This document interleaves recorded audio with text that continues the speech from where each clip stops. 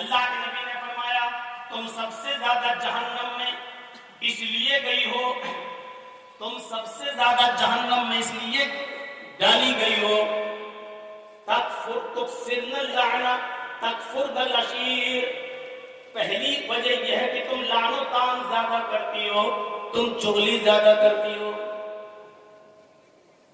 2 3 4 لڑکے اکیلے اگر جا رہے ہو ساتھ میں مل کر سڑک پر تو ہو سکتا ہے کہ وہ خاموشی کے ساتھ چل جائے، لیکن اگر 2 3 لڑکیاں ساتھ میں اسکول جا رہی ہوں تو آپ دیکھیں گے کہ پیچھے آپ بائک کا ہارن ہی بجاتے ہیں، سنائی نہیں دے گی، کیوں؟ وہ باتوں میں اپنی سہیلیوں کی باتوں میں لگی ہوئی ہیں، ان کو نہیں سنائی دے گا کیونکہ ان کی باتیں آپ کے ہارن کے بائک کے ہارن سے زیادہ وہ اس میں مست ہے، باتوں میں لگی ہوئی، نہیں سنائی دے رہا۔ تو ایک تو لعن و طعن زیادہ کرتی ہو، اور دوسری وجہ تمہارے جہنم میں جانے کی ہے کہ تکفرن العشیر، شوہروں کی نافرمانی کی زیادہ۔ تو آپ عورتوں کو بھی بولا کرتے تھے، اور اس وقت بڑا مدعا جو اٹھا، اور آج دیکھ لیجئے جو سوشل میڈیا پہ چل رہا ہے، کسی آدمی کا جو مرڈر کر دیا گیا ہے اور مار دیا گیا ہے، یہ ہونا ہے، الیکشن کا دور ہے نا، کسی طریقے سے آپ کے یہاں کی بات نہیں کر رہے ہیں، کرناٹک کی بات کر رہے ہیں، آپ یہاں نہیں سن سکتے۔ آج دیکھ لیجیے بجرنگ دل کا کوئی آدمی تھا، کتنا چرچا اس کا ہو رہا، اور اس کے تار مسلمانوں سے جوڑنے کی کوشش کی جا رہی ہے، اور کوئی بڑی بات نہیں، جیسے 2024 کے الیکشن کے موقع پر پلوامہ حملہ ہو گیا، تو یہ دھردیکرن کا سب کچھ ہوگا، دند ہیرا پھیری سب کچھ کیا جائے گا اور ہوگا۔ حجاب کا مدعا اٹھا، ہونا تو یہ چاہیے تھا حجاب کے مدعے پر اٹھنے کے بعد کہ ہمیں کوئی جلوس نہیں نکالنا تھا، کوئی احتجاج نہیں کرنا تھا، لیکن ایک ایسا منصوبہ ہونا چاہیے ہماری عورتوں کے اندر، ہماری خواتین کے اندر، کہ جس چیز کو مدعا بنایا اب ہم کر کے دکھائیں گے، اور اسلام کی اس اہم رکن کو ہم زندہ کر کے دکھائیں گے۔ تو جتنی بے پردہ گھوم رہی تھی ان سب کو پردے میں آ جانا چاہیے، بازاروں میں اپنا احتجاج اس طریقے سے پیش کریں کہ نہیں، یہ مسئلہ صرف ان بچیوں کا نہیں رہا جو اسکول میں پڑھ رہی ہیں، ان کو حجاب سے روکا جا رہا ہے، اب ہم بازاروں میں جائیں گے تو حجاب پہن کر جائیں گے، اب ہم میکے جائیں گے تو حجاب پہن کر جائیں گے۔ ہونا یہ چاہیے تھا کہ اب اس کو اپنی آن سے اور اپنی شان سے اور اپنے مذہب کے سے جوڑ کر دیکھنا چاہیے تھا ہماری ماں بہن بیٹیوں کو، لیکن جلوس نکال دینے سے تو ہم انہی کا کام کر رہے ہیں، ان کو تو یہی ہتھیار چاہیے جو ہم ان کے ہاتھ میں دے دیتے ہیں کہ لو صاحب، وہ اپنے مقصد میں کامیاب ہو جاتے ہیں۔ ہونا یہ چاہیے تھا، وہ یہ چلے گا 10 مارچ کے بعد سب ٹھنڈا ہو جائے گا، پھر اس علاقے میں چلے گا جہاں پھر الیکشن کا دور ہوگا، یہ چیزیں چلتی رہیں گی، لیکن اس میں کوئی شک نہیں ہے کہ عورت پر پردہ فرض ہے۔ آج میں آپ کو کچھ ایسی چیز بتانا چاہتا ہوں کہ لفظ عورت ہی یہ بتلاتا ہے کہ پردہ ہے۔ عورت، فیمیل، اردو میں کیا کہیں گے؟ عورت، ہندی میں کیا کہیں گے؟ استری، انگلش میں کہیں گے وومن۔ اردو اور عربی یہ دونوں لفظ کیا ہے؟ عورت، اور یہ عورت کا لفظ اتنا مشہور ہوا کہ ہندی کی جو کتابیں ہیں سلیبس، اس میں بھی یہی پڑھایا جاتا ہے، چھوٹے او سے اوکھلی، بڑے او سے عورت۔ خود ہندو سلیبس میں بھی یہی لکھا ہے عورت، لیکن عورت کا معنی کیا ہوتا ہے؟ عورت کا معنی ہی ہوتا ہے ستر، عورت کا معنی ہی ہوتا ہے چھپائی جانے کی چیز، عورت کا معنی ہوتا ہے، کھل کر صحیح معنی بتا دوں، عورت کا معنی ہوتا ہے ننگا یا ننگی، اور ننگی چیز کو چھپایا جاتا ہے۔ जो चीज बरहना हो उसको छिपाई जाती है। तो औरत के माना क्या होते हैं? नंगा या नंगी, उसको छिपाया। कुरान करीम की आयत से समझाने की कोशिश करता हूं। सलासतु औरातिन लकुम, यह है कुरान करीम की आयत का एक टुकड़ा। देखिए, औरत का प्लूरल इस्तेमाल हुआ है। थोड़ी सी स्पीड हमारी डाउन होगी, बाद में हम फिर अपने लघु लहजे में आएंगे। पहले समझ लीजिए, सलासतु औरातिन लकुम, औरत का प्लूरल इस्तेमाल हुआ क्या है? औरात। औरत सिंगुलर और औरात प्लूरल। 3 वक्त ऐसे हैं जो नंगे हैं। अब भौंडा तर्जुमा अच्छा नहीं लगता है, इसलिए इसका तर्जुमा मैं यूं कर रहा हूं, सलासतु औरातिन लकुम 3 टाइम्स। 3 औकात, 3 वक्त ऐसे हैं जो पर्दे के वक्त हैं। इन पर्दे के वक्तों में, इन नंगे वक्तों में तुम किसी के घर न जाया करो। अल्लाह ताला ने, कुरान कह रहा है, अल्लाह ताला ने जो आदाब सिखलाए हैं कि किसी के घर जाओ तो पहले दरवाजा खटखटाओ, जब वो दरवाजा खोले तो सलाम कह के अंदर जाओ, वहीं पर अल्लाह ताला ने ये भी बताया कि 3 वक्त ऐसे हैं जो पर्दे के वक्त हैं, उन वक्तों में तुम किसी के घर न जाया करो। और वो 3 वक्त पर्दे के वक्त जो है, जो नंगे वक्त औकात कहलाते हैं, बरहना नंगे औकात वो क्या है? नमाज फजर से पहले, पहला वक्त फजर की नमाज से पहले तुम किसी के घर मत जाओ। शौहर बीवी हैं, लेटे हैं, आराम कर रहे हैं, सो रहे हैं, आप किसी के घर इस वक्त नहीं जाइए। मना किया है फजर की नमाज से पहले किसी के घर जाने से। नमाज़े इशा के बाद किसी के घर मत जाओ। 2 वक्त हो गए। नमाज़े फजर से पहले किसी के घर मत जाओ और इशा की नमाज के बाद किसी के घर मत जाओ, क्योंकि इशा की नमाज के बाद वक्त जो होता है वो सोने का वक्त होता है। हमारे यहाँ इशा की नमाज का वक्त गुलछर्रे उड़ाने का वक्त होता है, क्रिकेट खेलने का वक्त होता है, पूरी रात कैरम बोर्ड खेलने का वक्त होता है। और खास आपके यहाँ ना हो, लेकिन बड़े बड़े शहरों में चले जाओ, जैसे हम लखनऊ के हैं, बंबई वगैरह में चले जाओ, दिल्ली, तो वहां तो बड़ा अजीब मामला है। और रात दिन शुरू ही होता है ईशा के बाद से। वाह, 2 वक्त हो गए। नमाज फजर से पहले किसी के घर मत जाओ, ईशा की नमाज के बाद किसी के घर मत जाओ। और तीसरा पर्दे का वक्त क्या है? दोपहर में जोहर की नमाज के बाद जब आदमी कैलूला करता है, ये कैलूला सुन्नत है। अल्लाह के रसूल और आपके सहाबा कभी कैलूला छोड़ते नहीं थे। कैलूला का मतलब समझते हैं ना?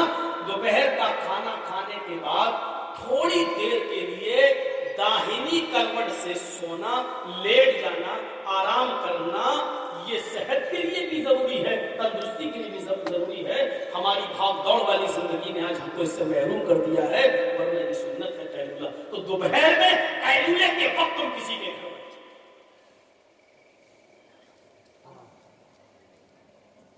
तो ये 3 वक्त पर्दे के वक्त बताए हैं, किसी के घर इन वक्तों में नहीं जाना चाहिए।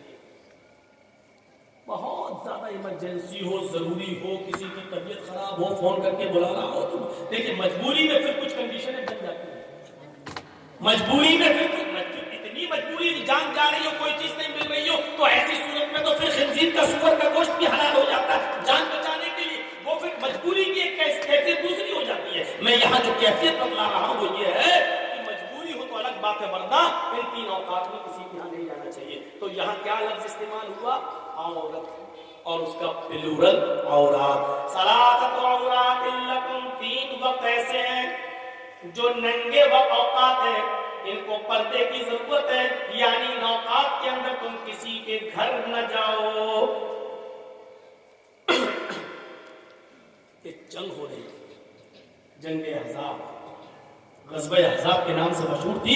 अल्लाह के नबी ने जब सहाबा से उस ग़ज़वे में निकलने के लिए गुजारिश की कि निकलो उस जंग में, तो जो मुनाफिक थे, मुनाफिक जानते हैं ना, उसको बताने की जरूरत नहीं, آج تھوڑا سا گرم پانی رکھیے گا کیونکہ لگتا ہے کہ جائے گی آواز نہیں ہے تو منگا لو تھوڑا سا تو چائے کی ہوٹلیں تو کھلی ہوں گی. تو سنیے جب غزوہ احزاب کے نکلنے کا حکم دیا مسلمانوں کو صحابہ کو تو اس میں بڑی عجیب چیز بتا رہا ہوں آج. تو اس میں جو کچھ منافق تھے منافق کو میں اتنا بتا دوں منافق کسے کہتے ہیں جو نہ ادھر ہوتا ہے نہ ادھر ہوتا ہے نہ اسلام کے اندر نہ کفر کے اندر اس کو پتہ ہی نہیں چلتا کہ صحیح کیا ہے. وہ ہمارے منہ پہ ہماری جیسی اور آپ کے منہ پہ آپ کی جیسی یہ ہوتا ہے منافق. منافق کو سمجھانے کے لیے صحیح مثال دوں. ایک تو ہوتی ہے نیند گہری نیند ہم سو رہے ہیں گہری نیند سونے والا آدمی دنیا کی لذتوں سے محروم ہے لیکن نیند کی لذت اس کو مل رہی ہے سکون اس کو مل رہا ہے. اور ایک ہوتا ہے جاگنا جاگنے والا دنیا کی لذتوں سے فائدہ اٹھا رہا ہے یہ بھی کھا رہا ہے وہ بھی کھا رہا ہے یہ بھی کھیل رہا وہ بھی دنیا کی لذتوں سے فائدہ اٹھا رہا ہے لیکن نیند کا مزہ نہیں لے پا رہا ہے نیند کا سکون حاصل نہیں کر پا رہا ہے. یہ دو چیزیں سمجھ لی آپ نے. گہری نیند میں جو آدمی سو رہا ہے وہ دنیا کی چیزوں کے مزے نہیں لے رہا لیکن نیند کا سکون اس کو مل رہا ہے. جاگنے والا آدمی دنیاوی چیزوں سے لطف اندوز ہو رہا ہے انجوائے لے رہا ہے لیکن نیند کے مزے نہیں لے پا رہا ہے. بیچ میں ایک نیند کیسی ہوتی ہے بیٹھے بیٹھے مولانا جرجیس تقریر کر رہے ہیں ہم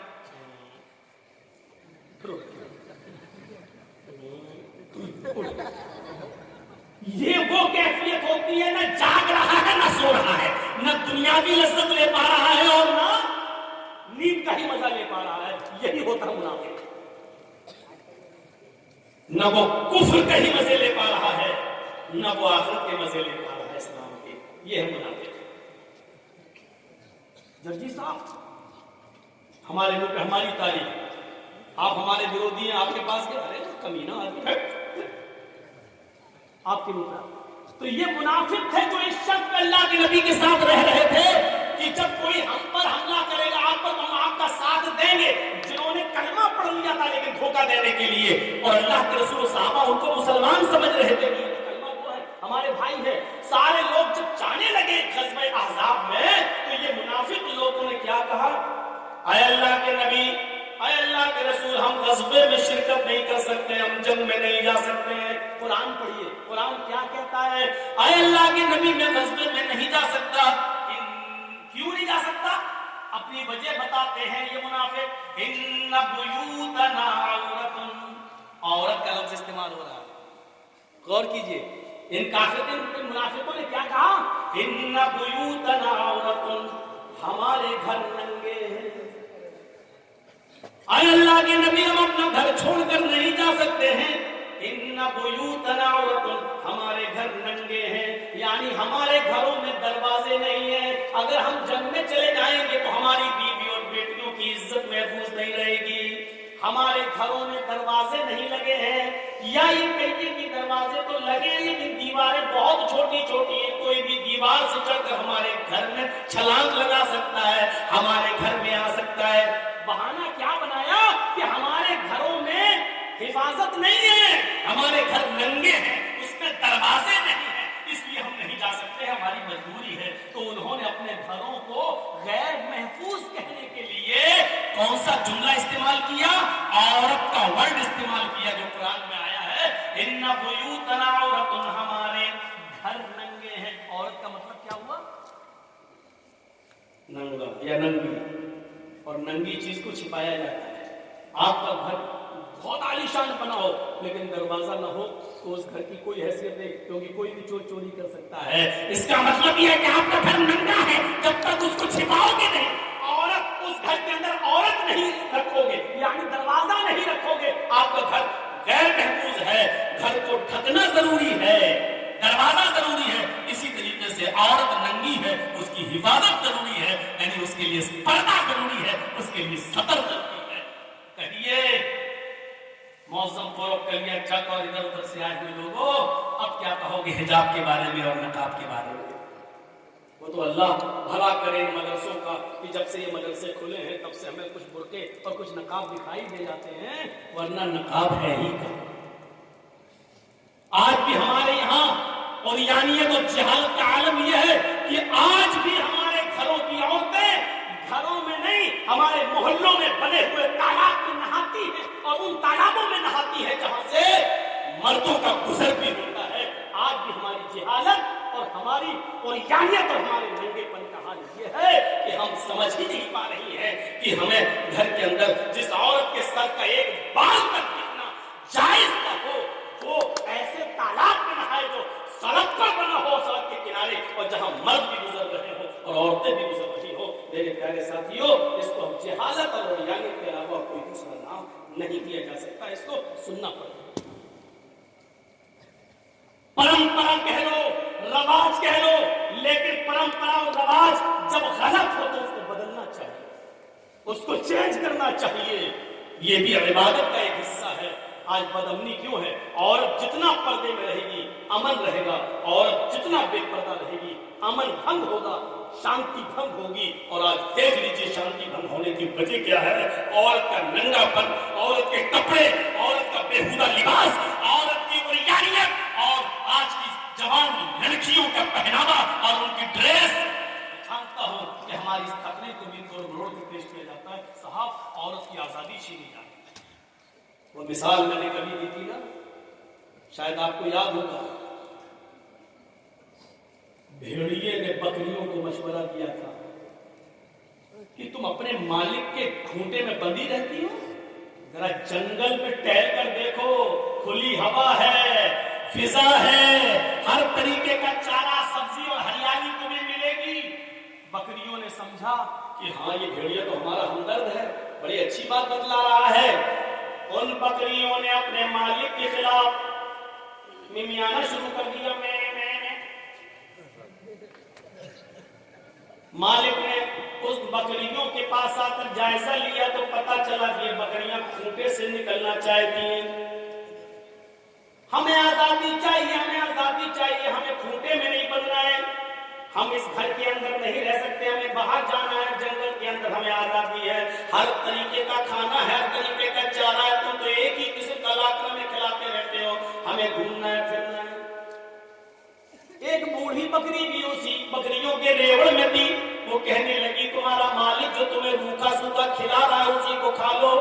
آئے میری بیٹی ہو، آئے میری بچی ہو، جنگل کے اندر تمہیں آزادی نہیں ملے گی، یہ خوبصورت آزادی تمہیں دور سے بڑی خوبصورت دکھائی دے گی لیکن اندر سے بڑی کھناؤنی ہے، تم کتا جاؤ گی، تم کوفت ہو جاؤ گی، تم پریشان ہو جاؤ گی۔ ان تمام بکریوں نے اس بوڑھی بکری سے کہا ماں تم اپنا منہ بند کرو، چپ رہو، تم تو بڈھی ہو چکی ہو، تم تو اپنی زندگی جی چکی ہو، 1-2 مہینے کی اور مہمان ہو، ہم سے ہماری زندگی کا حق کیوں چھین رہی ہو؟ ہمیں بازار، ہمیں گاؤں میں، ہمیں جنگلوں میں گھومنے دو۔ وہ کھونٹا توڑنے لگی، رسیاں توڑنے لگی، جب کام نہیں چلا تو بھوک ہڑتال کر دیتی ہیں بکریاں۔ مالک جو کھلائے گا کھائیں گے ہی نہیں۔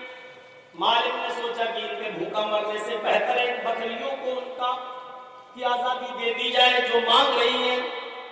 مالک کو رحم آ گیا اور مالک نے ان بکریوں کی رسی کو ڈھیلا کر کے چھوڑ دیا۔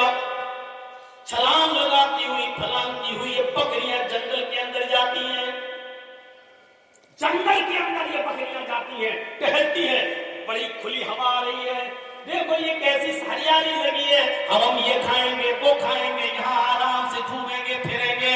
بوڑھی بکری اپنے مالک کو چھوڑ کر نہیں جاتی ہے، 1 مہینے کی ہی زندگی صحیح لیکن خیر و عافیت کے ساتھ تو رہے گی۔ جیسے بکریاں اپنے مالک کی آزادی اس کے کھوٹے سے بندھن چھڑاتی ہیں اور جنگل میں جاتی ہیں، جو بھیڑیے آزادی بکریوں کی بات کر رہے تھے، جنگل کی کھلی فضاؤں میں گھومنے کی بات کر رہے تھے، وہیں پہاڑی کے دامن میں وہی بھیڑیے چھپے ہوئے تھے۔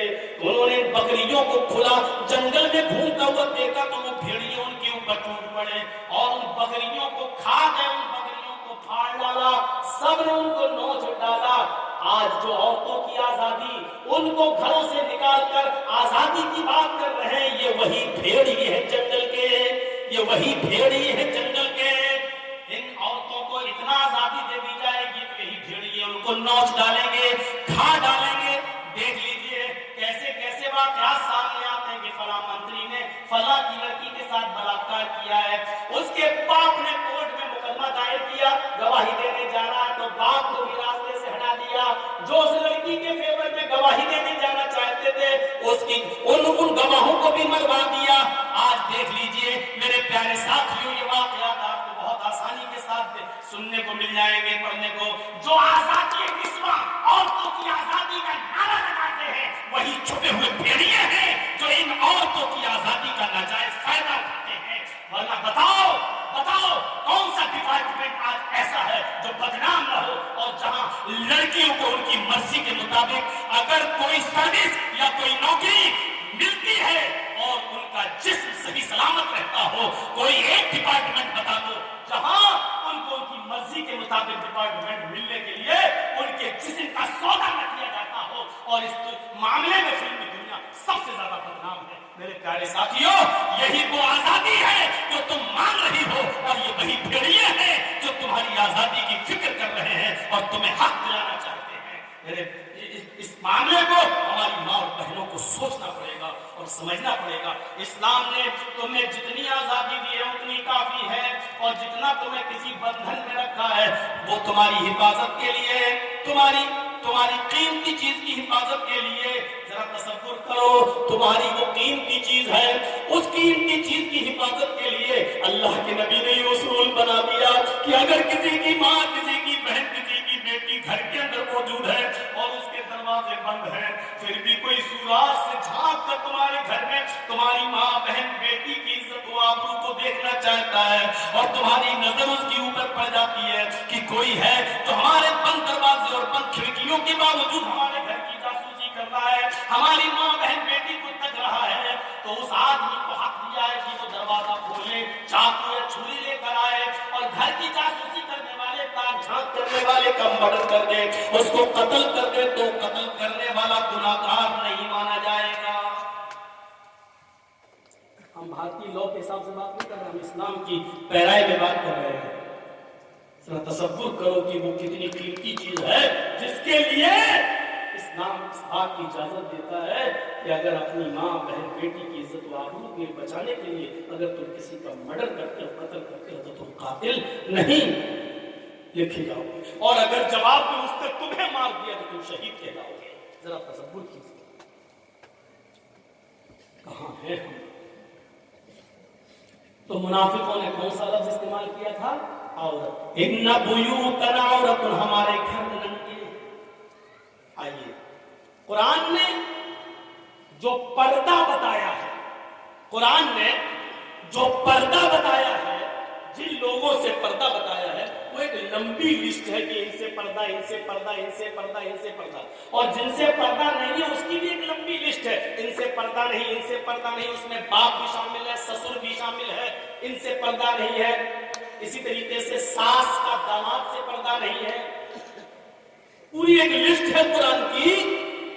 उस लिस्ट को बताते बताते कुरान करीम में ये आयत में मौजूद है, अब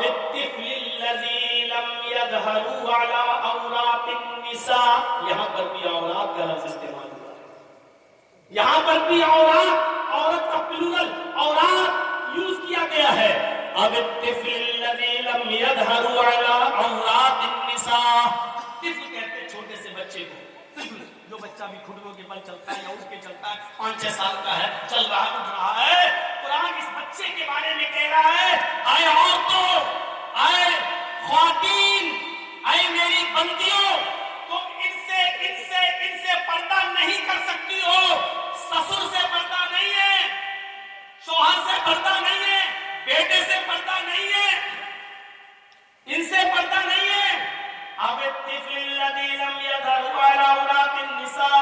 तुम्हें पर्दे में छूट देते हुए उन बच्चों को से भी पर्दा न करने की छूट दी जा रही है कि तुम उन बच्चों से भी पर्दा नहीं कर सकती हो। अला औरातिन निसा, जो अभी औरतों के पर्दे, उनकी सतर, उनकी शर्मगार, उनके नंगेपन के बारे में नहीं जानते, यानी उन बच्चों से भी पर्दा پردہ نہیں ہے، جن کو ابھی عورت کے خفیہ اندرونی معاملات کے بارے میں جن کو علم نہیں ہے، ان بچوں سے بھی پردہ کی چھوٹ ہے، تو ان سے بھی پردہ نہیں کر سکتی ہو، کوئی گناہ نہیں۔ تو بتانے کا مقصد یہ تھا کہ یہاں کیا استعمال کیا گیا؟ عورت کا پلورل، عورات، یعنی ان سے بھی پردہ کھلے، ان کے سامنے بھی کھلے عام آ سکتی ہو، ان کو اپنی گود میں بٹھا سکتی ہو، اور چھوٹے چھوٹے بچوں کو اپنی گود میں لے کے تم ان کو بھی چوم سکتی ہو، بوسہ لے سکتی ہو، کوئی حرج کی بات نہیں ہے۔ چھوٹے چھوٹے بچوں سے تم ہاتھ بھی ملا سکتی ہو، مسافہ بھی کر سکتی ہو۔ یہ ہے اسلام۔ آئیے ایک چیز، ایک حدیث بتاتا ہوں۔ اللہ کے نبی صلی اللہ علیہ وسلم مسجد کے اندر داخل ہوئے، مسجد نبوی، اپنی مسجد۔ جب مسجد میں داخل ہوئے تو ایک صحابی مسجد کے اندر لیٹے ہوئے تھے، اور اس صحابی کا نام تھا جرحد۔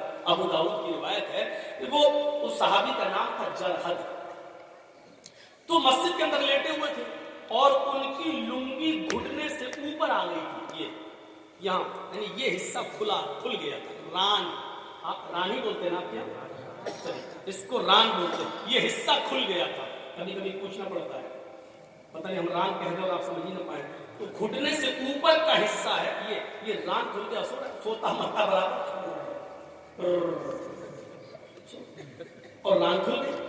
اللہ کے نبی جب داخل ہوئے تو آپ کی نظر اس ران پہ پڑ گئی، اور نگاہ نیچی کر لی۔ سوچئے ران، ہم کیا کیا پہن کے نہاتے ہیں، کیا پہن کے ہم کھیلتے ہیں، کیا پہن کے ہم ٹرینوں میں سفر کر رہے ہیں۔ آج بہت سے لوگوں کو دیکھو اتنا انڈر ویئر پہنا، ٹرین میں بھی سفر کر رہے ہیں۔ آج اتنا پہن کے لوگ کرکٹ بھی کھیل رہے ہیں۔ ارے مرد تو مرد اتنا کپڑا عورتیں بھی پہن کے کھیلتی ہیں۔ اولمپک دیکھ لو، ٹینس دیکھ لو، اب نام نہیں لوں گا میں، ضروری نہیں سب کا نام لیا جائے، اور نام لینے کی ضرورت کیا ہے؟